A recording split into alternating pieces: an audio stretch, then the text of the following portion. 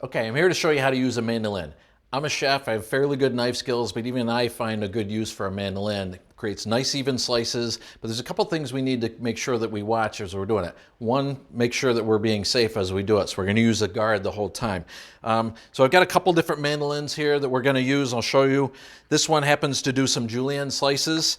Let's do a carrot. So we're gonna do a carrot. I wouldn't take this whole thing and run it on the mandolin like this. One, because I can't eat a big slice of julienne carrot like that, kind of a spaghetti looking thing. The other is it's too hard to put on the mandolin. So what you're gonna do is I'm gonna take this carrot, peel it first, obviously, and then I'm gonna cut it into a piece that's manageable. So pieces like this, when you go to eat it, works nice on the fork. I use the safety guard here. It has a couple little points in here, which actually help to stick on top of the carrot, makes a little indent. So as you go to grip it, actually put this on the mandolin, give it a little bit of an angle here, and you push straight down on it. And what happens is it runs through this blade and it makes these really nice julienne pieces here, which are gonna work great for our salad. So I'll put that to the side. And then we're gonna use a slicer. Here's another one, another version of it, and this one actually is adjustable. So it's got a slicing blade on there, doesn't do the julienne, but the nice thing about this, one, it has a little safety lock feature in there. So as I move this all the way to the edge, as you pull it out of the drawer, a lot more safe that way. As you move this dial up, it actually makes for a thicker slice and thinner slice as you dial it in. And then another version is this guy here. So this one actually is a somewhat adjustable because I can use a julienne blade on there. There's a couple different blades on there. But it's actually adjustable on the back here, so you can dial in exactly what thickness you want.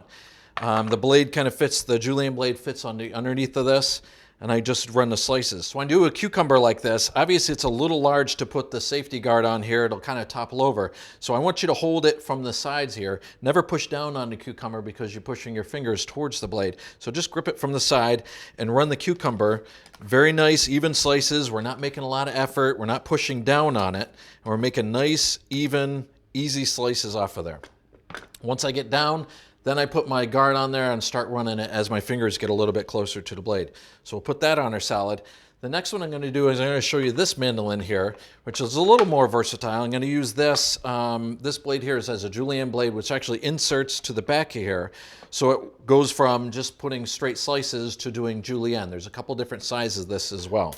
It's actually adjustable on the back here, so you can dial in exactly what thickness you want. When I use this guy, I'm particularly going to use this one when I'm using a potato. So I'm going to make a gratin, and I really want to make sure that the potatoes are really nice, even slices, and also very thin, because when I place that together in my gratin, I want that starch from the potato to actually stick. If I use big slices on that potato, just use them by the hand, a lot of times it's going to fall apart and not be one solid piece when you go to scoop it out. So let me show you the potato. All right, so you take the potato, and I use the